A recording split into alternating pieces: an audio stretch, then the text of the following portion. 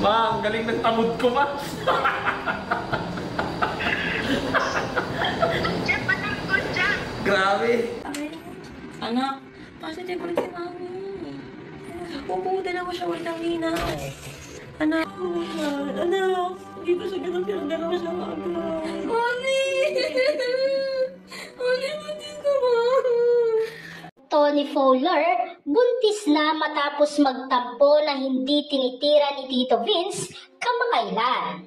Masayang ibinalita ngayon ng Toro family ang tuluyan ng pagbubuntis ni Tony Fowler. Iyakan at walang pasidlan ng saya ang bumuo sa Toro family nang malaman nilang buntis na sa wakas si Tony Fowler. Matatandaan kamakailan lang ay labis ang pagtatampo ni Tony Fowler sa jowa niyang si Vince Flores dahil hindi nito pinagbibigyan sa kama samantalang gustong-gusto nilang magkaanak. Unang nakaalam nito ay anak niyang si Tyronia na dinamayan pa nito si Tony sa CR para sa pangalawang pagkakataon na sumubok ulit ng mga pregnancy test at hindi nga sila nabigo. Buntis nga si Tony sa panganay na anak nila ng jowang si Vince Flores.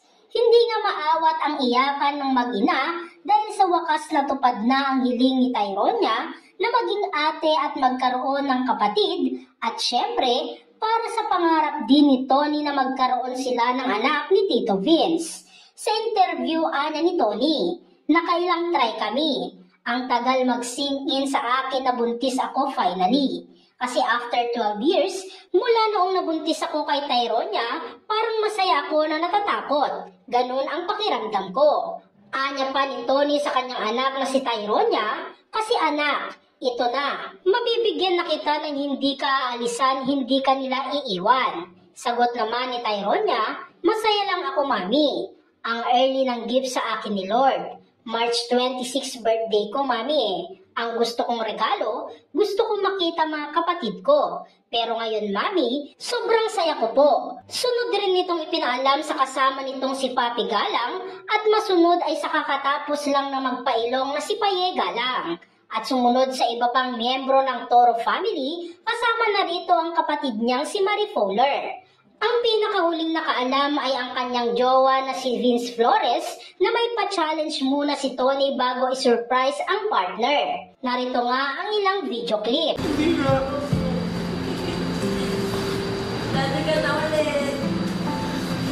Alam na ulit. Okay, sabi. Congrats.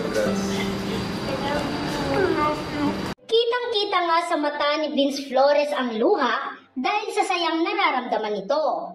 Anya, sobra akong speechless kasi after ilang tries namin ni jowa, after ilang away, after ilang usap about dito, pressure, patong-patong na pinaggagawa namin noong pinakita niya sa akin yung sapatos at pag-angat niya nung positive lahat ng PT, nagrambol-rambol ang salita sa utak ko na hindi ko talaga alam ang sasabihin ko. Pero one thing is for sure, sobrang saya ko kasi may lumusot na sundalo at nakabuo kami ni jowa, ang buong pahayag ni Vince Flores.